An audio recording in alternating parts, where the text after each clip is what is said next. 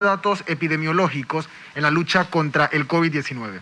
Para la presentación del informe de hoy nos acompaña la ministra de Salud, la doctora Rosario Turner. Muy buenas tardes, Panamá. Durante el Consejo de Gabinete del día de hoy hemos presentado el informe situacional sobre COVID y hoy también parte de nuestro equipo asesor, el doctor Rodrigo Antonio, va a presentar los principales indicadores Centinela sobre la propagación del virus y la capacidad instalada para la atención de pacientes críticos. Yo creo que es importante destacar que si bien y es importante señalar que ha habido importantes avances en materia de controlar el virus, no hemos ganado la batalla aún y por lo tanto escuchar con detalle cada uno de estos indicadores nos va a permitir reforzar ese compromiso de quedarnos en casa, porque el distanciamiento físico definitivamente es lo que permite que el sistema sanitario no colapse. Doctora Lourdes Moreno. Buenas tardes, equipo Panamá. Para hoy, a nivel global, tenemos un total de 4.152.670 casos confirmados y 284.536 defunciones a nivel global, de acuerdo a las cifras de los reportes de la Organización Mundial de la Salud.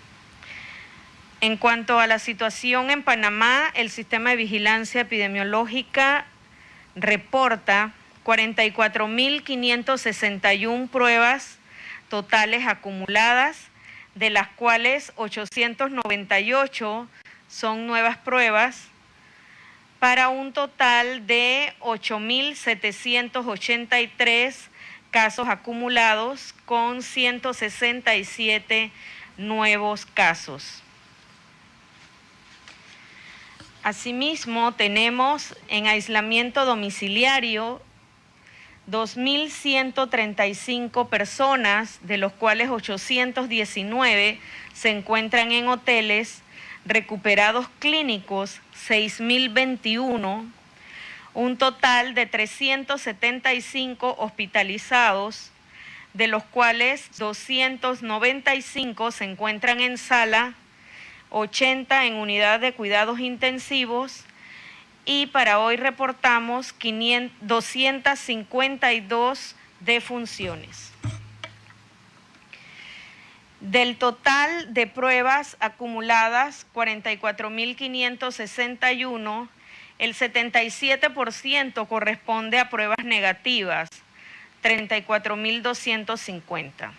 El 23% son pruebas positivas, 10.311, para un total de pruebas por millón de 10.415. En cuanto al número de casos y defunciones según grupo de edad, en menores de 20 años tenemos 756 casos, de 20 a 39 años 3.705 casos, de 40 a 59 años 3.051 casos, de 60 a 79 años 1.063 casos, en mayores de 80 años 208 casos. En cuanto a las defunciones, en menores de 20 años tenemos 3 defunciones, de 20 a 39 años 13 defunciones, de 40 a 59 años 55, de 60 a 79 años 121 y en mayores de 80 años 60. Señora ministra. Sí, realmente en los parámetros que ha presentado la doctora Lourdes, yo creo que es importante destacar que cerca del 60% de los pacientes que tienen algún dato de complicaciones de enfermedades como diabetes, hipertensión, son los pacientes que han requerido manejo hospitalario y sobre todo algún tipo de complicación. En ese sentido, reiterarle a la población panameña que en el caso de tener estas enfermedades crónicas, acudan a las citas de control en sus instalaciones, en los centros de salud, en las policlínicas, y por el otro lado, el hecho de tener manifestaciones de cuadros respiratorios, tos persistente, fiebre, no dejen de utilizar toda la tecnología que se ha puesto a su disposición, como el sistema, el consultorio virtual Rosa, la línea 169, pero además tener la oportunidad de que en las instalaciones tanto del Ministerio de Salud como de la Caja del Seguro Social hay atención de algunos profesionales que están todavía dentro de la consulta externa, que próximamente estaremos habilitando para poder ya entrar en esta etapa en donde se regularice los servicios de salud. Doctor Rodrigo. Muchas gracias, señora ministra. Buenas noches para toda la audiencia en Panamá. Para el día de hoy vamos a dar una actualización de la información de los indicadores que hemos venido manejando para la epidemia. La información se encuentra actualizada hasta el fin de la última semana epidemiológica, es decir, hasta el 9 de mayo. Y como hemos venido reiterando en las últimas ruedas de prensa, los principales indicadores están relacionados primero con la capacidad hospitalaria, posteriormente con indicadores epidemiológicos y finalmente con disponibilidad y resultados de pruebas diagnósticas que miden sobre todo la capacidad diagnóstica. Para el día de hoy, principalmente vamos a estar haciendo énfasis en algunas de las características de los casos severos y también de algunos de los conglomerados o focos principales de contagio que hemos venido observando. Esta es la información actualizada de la capacidad hospitalaria. Actualmente tenemos 46% de camas disponibles en sala de hospitales del MINSA y de la Caja del Seguro Social. 42% de las camas de cuidado intensivo, donde todavía no se están contabilizando las del hospital modular, y 67% de disponibilidad de ventiladores. Nuevamente, como hemos venido reiterando aproximadamente desde el 10 de abril, el número de personas que se encuentran en cuidado intensivo por día han entrado en un número que se mantiene por debajo de 90. El número de hospitalizaciones también se ha mantenido por debajo de 300, que ha sido un patrón estacionario desde hace aproximadamente 4 semanas. Esto es parte de las medidas de confinamiento y de cuarentena, que lo que buscan es obviamente asegurar la reducción de este índice de contagio. Esta es información con base en el estado clínico por grupos de edad. Algunos puntos para tener en cuenta, que es información complementaria a la que ha presentado la doctora Lourdes. Lo primero es que el mayor número de casos se vienen presentando en población entre los grupos entre 20 y 50 años y que principalmente el mayor número de fallecidos se encuentran concentrados en los grupos de mayores de 60 años. Esto indirectamente nos muestra que obviamente mucho del índice de contagio depende de personas en los grupos de adultos en edad de trabajadores que pueden estar siendo contagiados ante la posibilidad de no poder cumplir con las medidas de distanciamiento físico, y obviamente eso también favorece entrar en contacto en sus hogares con poblaciones de riesgo, principalmente mayores de 60 años. Esta es información que también se ha preparado con el equipo de asesores, muestra el riesgo relativo que existe entre los casos considerados como severos y críticos. Por casos severos y críticos, lo que estamos considerando son aquellos que requirieron hospitalización, ya sea en cuidado intensivo o en sala general, mientras que los casos leves son principalmente los que fueron manejados en aislamiento domiciliario. Como les mostraba en la lámina anterior, el grupo de referencia que se ha utilizado es el de 20 a 39 años, porque son principalmente población que se ha infectado, pero ha tenido un curso benigno de la enfermedad. Entonces, ¿qué es lo que observamos acá? Que sobre todo a medida que aumenta la edad, el riesgo de hospitalizarse o de tener un desenlace en cuidado intensivo va aumentando significativamente. Esto, como ustedes lo ven, en el grupo entre 40 a 49 años, cuando se compara con el grupo de referencia que es 20 a 39, es prácticamente 2 veces mayor. En el grupo de 50 a 59 es 3 veces mayor, 7 veces mayor en 60-69 y para 70 y 80 es entre 10 y 12 veces mayor. Este es el indicador, ya pasando a la información epidemiológica, que hemos venido monitoreando, el tiempo de duplicación, como hemos mencionado en las últimas veces. Este es el indicador a nivel nacional, toma en cuenta los casos que se han reportado y de la misma forma como se reportó la semana anterior, se ha mantenido por encima de 20 días. Cuando tomamos la fecha de toma de muestra, es decir, la fecha en que se recolectó la muestra para ser analizada y confirmada de estos casos, lo que observamos en las barras es que obviamente ha existido cierta variabilidad. Las barras rojas, como mencionábamos, corresponden a días domingo, donde la demanda disminuye.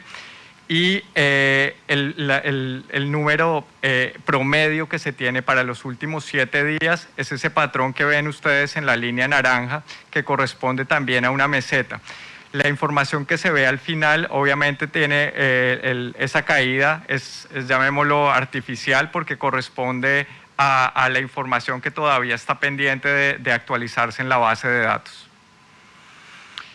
Esto es nuevamente información actualizada hasta el 9 de mayo que corresponde al número de casos que son las que aparecen en la parte posterior de la lámina, que son los casos que todavía se mantienen activos, es decir, que están con un periodo todavía de menos de 14 días o que están todavía sintomáticos y que eventualmente son con los que es más importante mantener las medidas de aislamiento.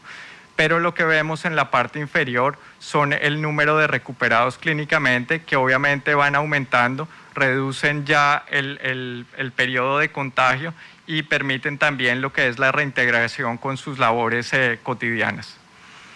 La siguiente, por favor. Esta es la estimación que tenemos para el RT, el número reproductivo efectivo de esta semana. Como ustedes también observan, desde finales de las últimas semanas de abril hasta la fecha, se ha logrado estabilizar muy cerca del 1, que era esa meta inicial que teníamos al inicio de las medidas de confinamiento. Reiterar básicamente que este número reproductivo efectivo tiene 3 cosas que lo influencian. 1, obviamente el número de casos, pero también la tasa de contactos que cada persona puede tener, es decir, entre mayor número de contactos se tengan por no poder mantener las medidas de distanciamiento físico, va a favorecer que obviamente el índice de contagio aumente. 2, el no usar medidas de protección, tales como mascarillas, lavado de manos, medidas de limpieza sobre superficies que puedan favorecer el contagio. Y el tercero, que es todavía el que estamos esperando, que es principalmente el uso de terapias que puedan reducir el tiempo de contagio o esa carga viral que pueden tener. Lo que observamos es que a nivel nacional, el actual, es decir, con la información hasta el 9 de mayo y tomando en cuenta la fecha de inicio de síntomas, que es la más cercana al contagio, se mantiene en 1.01.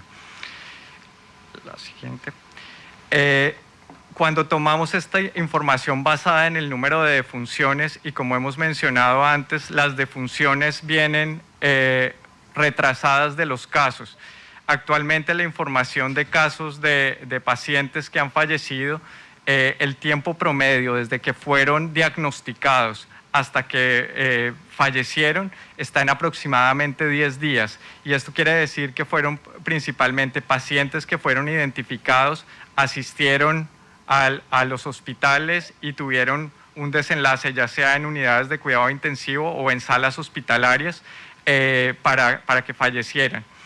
Lo que observamos es que cuando tomamos este número para esta semana está en 1.03, la semana pasada se ha mantenido en 0.85, el rango, que es lo que observan ustedes entre paréntesis, es lo que se ha mantenido de todas formas con un nivel un poco estable, aunque como podemos ver al final para la semana del 9 de mayo aumentó un poco.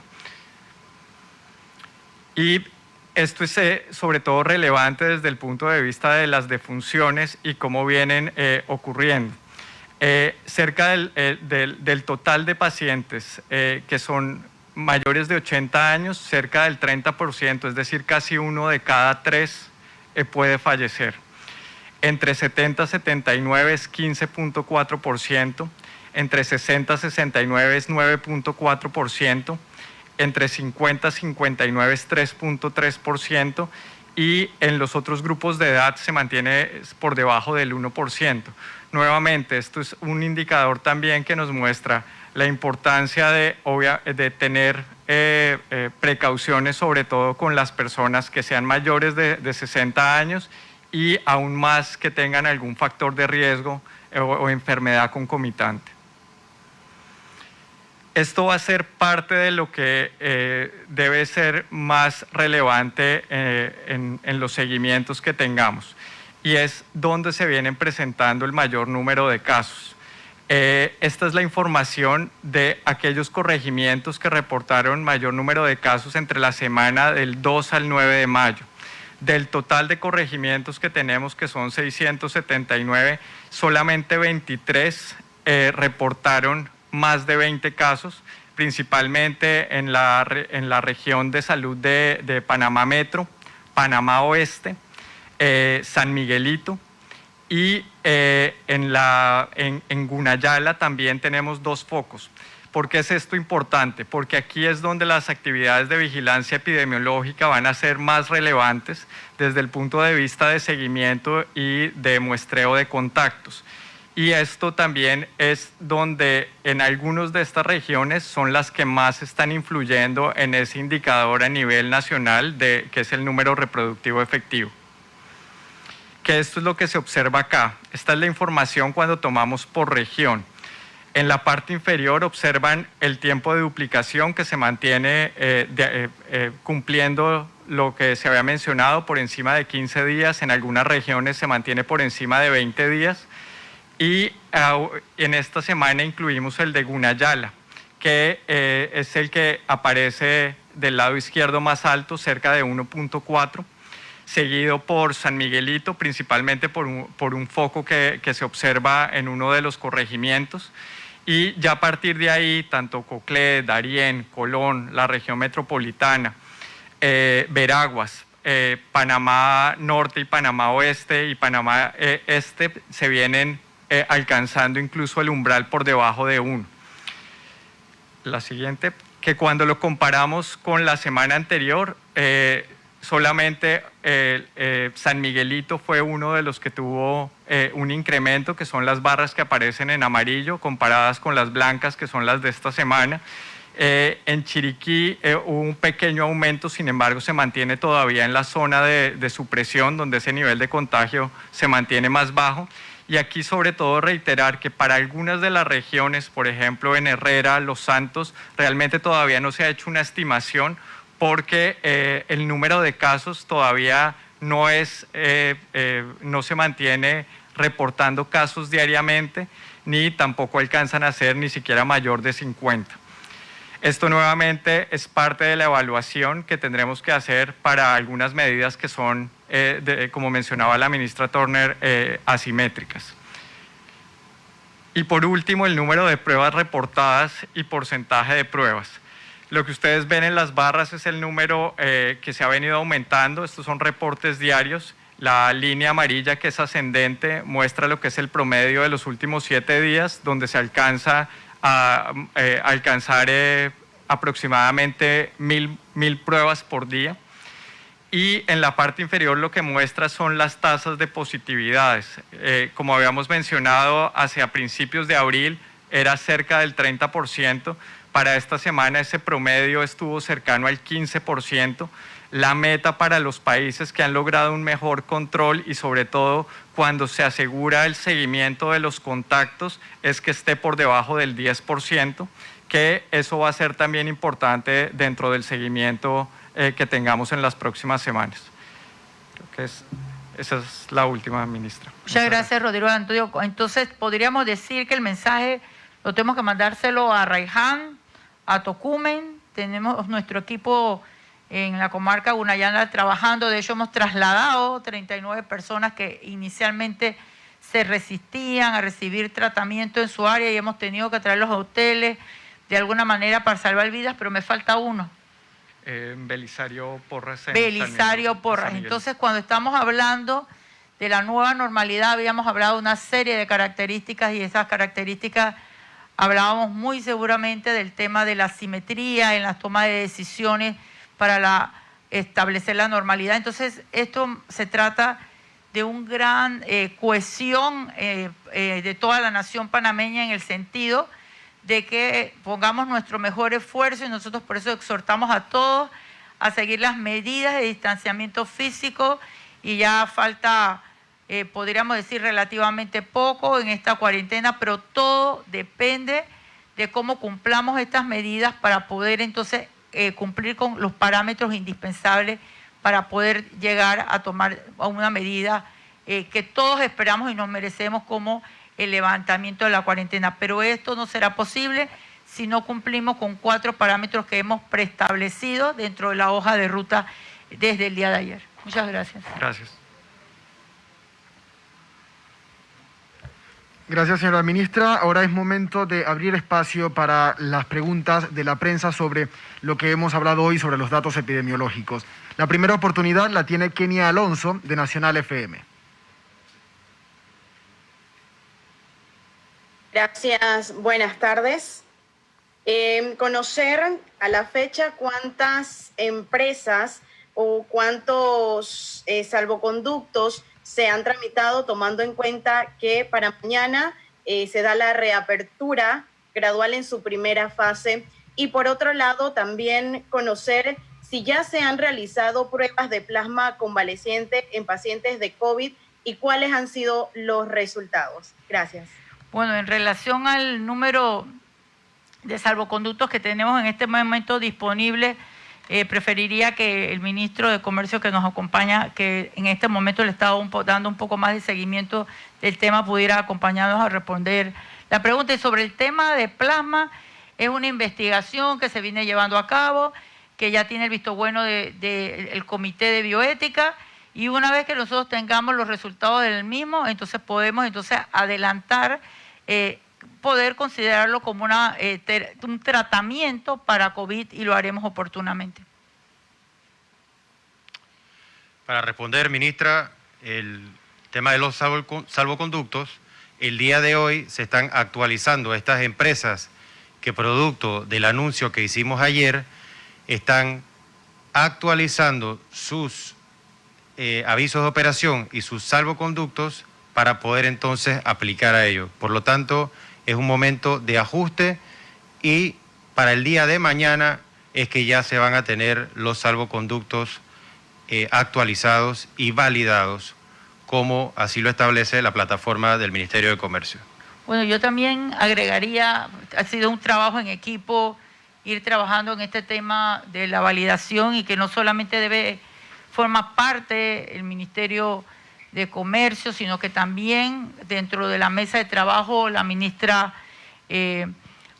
Doris Zapata también ha estado planteando algunos lineamientos necesarios que junto a los gremios y los sindicatos que tienen que ver con el tema laboral, se tendrán que tomar algunas perspectivas para considerar el tema de cómo llegar a la normalidad sin afectar los temas de salud laboral. Yo creo que ese es un elemento muy importante que también debemos señalar porque hemos tenido muchas preguntas sobre el tema y creo que es importante adicionarlo a las preguntas que se nos han dado anteriormente. Continuamos con las preguntas por parte de la prensa. Ahora es oportunidad de Félix Russo, de New Box de Agua Dulce. Muy buenas tardes, Panamá, autoridades presentes de provincias centrales para New Box Panamá 103.5. Se va a dar mañana el paso gradual hacia la normalidad y se ha dicho por parte de las autoridades de salud que aún no hemos ganado la batalla y que el coronavirus se quedará con nosotros lo que resta de este año y 2021.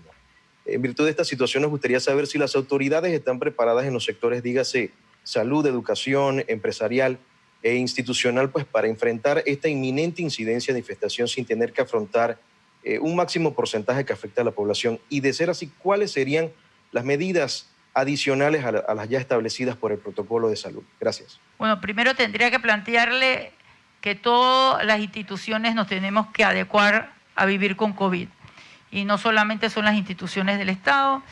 El Ministerio de Salud ha planteado la necesidad y de hecho el día de mañana vamos a recibir recursos adicionales para el nombramiento del equipo de profesionales que van a recibir una inducción y capacitación en materia de seguimiento del monitoreo de los casos de COVID, porque todas las empresas tienen que tener equipos de evaluación de COVID para los trabajadores, pero también el Ministerio de Educación el día de hoy nos ha hecho una excelente presentación en el gabinete del plan para poder tener educación a través de a distancia con una plataforma virtual que no solamente tiene conocimientos desde el punto de vista de tecnología, sino con un pensum académico que le permita a los jóvenes poder y a los niños tener esa preparación que se requiere, porque la estrella de este gobierno es la educación y definitivamente una pandemia trae obstáculos, pero eso no significa que se van a abandonar las metas, al contrario, buscar mecanismos para que esas metas se puedan cumplir y esa es la tarea que se vienen haciendo en cada uno de los dentro del gobierno de cada una de las instituciones. Continuando con las preguntas, abrimos ahora un espacio para la ciudadanía a través del hashtag Yo Me Informo PMA. La primera pregunta en esta oportunidad nos las hace Ónica Pinzón. Ella pregunta, si los consultorios médicos privados empiezan a funcionar a partir de mañana, ¿cuándo empezarán a funcionar las policlínicas y los centros de salud? Bueno, primero tendría que decir que el Ministerio de Salud no ha cerrado ninguna clínica privada. Cuando se dio el contexto del primer caso y comenzaron a aumentar los casos que habían presentes en el país, fue una decisión que ellos tomaron en función de la capacidad instalada que tenían en ese momento. Y hicimos un buen acompañamiento, tanto de lo público y lo privado, e incluso tuvimos que darles el acompañamiento con logísticas de todo tipo.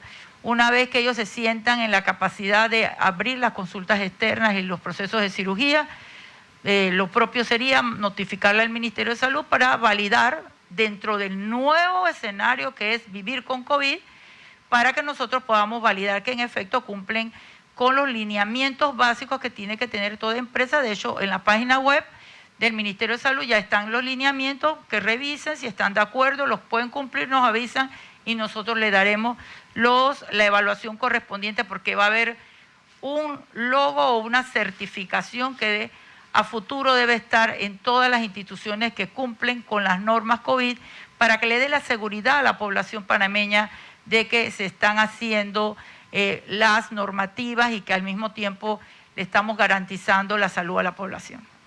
La siguiente pregunta también a través de las redes sociales nos las hace Norberto Vega. Él nos pregunta, ¿los pacientes recuperados por laboratorio pueden vacunarse contra influenza? Si no, ¿cuánto tiempo tienen que esperar? Bueno, la pregunta te la voy a dar, Xavier. A mí siempre me gusta compartir con ustedes en el escenario, que esto no se trata de un solo monólogo, sino que aquí tenemos un gran equipo que nos acompaña. A mí me gustaría que también tú respondieras esa pregunta. Muchas gracias, señora ministra. Lo que hemos acordado es que después de 2 semanas de la recuperación clínica, ya los pacientes de riesgo que deben recibir vacuna de influenza deben recibirla. Y esta es una vacuna que es fundamental realmente para proteger de una enfermedad que también puede ser de mucho impacto en salud pública, que es la gripe. Así que hay que vacunarse y después de 2 semanas de la recuperación clínica está perfectamente indicado el hacerlo. Y Xavier, y aprovechando que los dos somos pediatras, yo creo que es bueno señalar que a partir del día de mañana, con el uso de las cédulas, si en la casa la familia tiene un niño, dentro del horario que la cédula corresponde, puede sacar el niño a la actividad que le corresponde. No van a sacar a toda la familia, por lo menos vamos a comenzar con un niño por día, mientras nos vamos llevando a la nueva normalidad, y nosotros vamos a darle las instrucciones necesarias y la coordinación siempre efectiva que llevamos a cabo con las instituciones, de tal manera que también los niños tengan la oportunidad de comenzar a entrar en este proceso de normalidad que tanto necesitan, y sabemos que en casa se hacen las cosas difíciles porque el juego es muy importante para ellos. Fabuloso. Mira.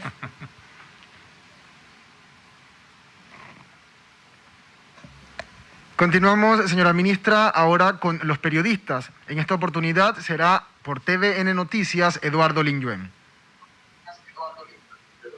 Buenas tardes, Isaías, ministra. ¿Hay algún dato sobre el tema de hombres y mujeres en cuanto a si se infectan más o han fallecido más? Usted habló de la posibilidad de levantar la cuarentena absoluta del día sábado, que era día que al principio le correspondía a los hombres. Si esta decisión se mantiene, ¿o cuál sería el criterio para mantenerla de que los sábados no salgan los hombres? Bueno, mencionamos en las últimas entrevistas que la mayoría de los afectados, sobre todo complicados, eran los hombres y de alguna manera también en el cumplimiento de las normativas de seguridad. Mañana tenemos reunión con el equipo de asesores y estaremos evaluando esta decisión.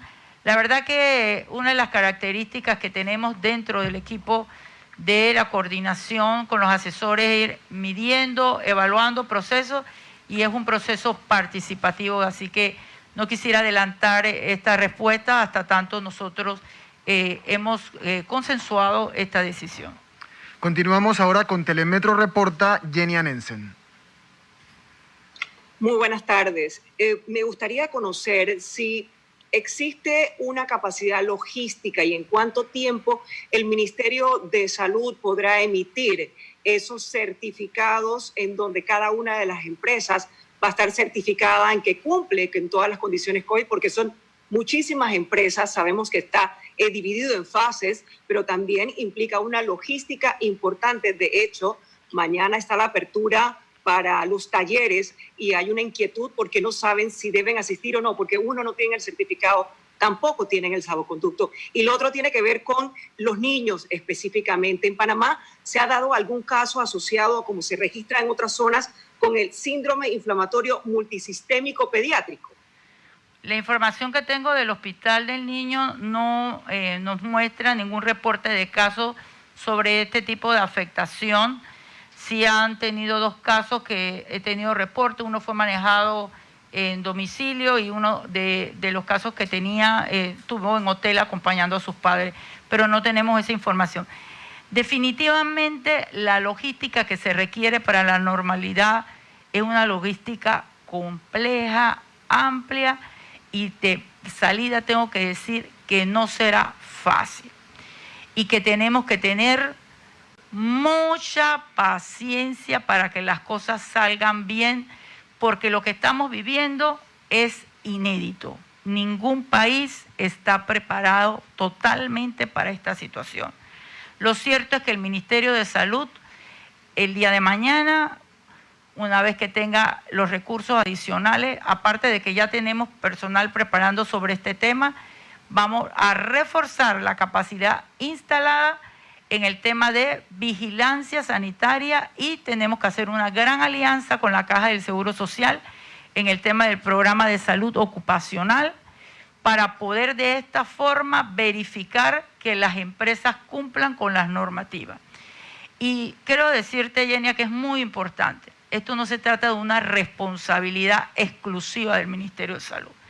Esta es una responsabilidad compartida. Los protocolos van a estar en las redes del Ministerio, de la Cámara de Comercio, y nos tocará a nosotros validar. Así que esa responsabilidad también la va a tener la empresa, el individuo, porque ¿a quién le conviene tener personas en una empresa o individualmente enfermas? A nadie en este país le conviene. Por eso la importancia de que haya una responsabilidad social y una disciplina también social para que podamos salir fortalecidos como nación y que todos podamos cumplir nuestro rol. Gracias, señora ministra. De esta manera terminamos la conferencia de prensa de hoy, martes 12 de mayo de 2020. Agradecemos, como siempre, su sintonía y le esperamos mañana. Que tengan muy buenas noches. Bien, amigos, acaba de culminar.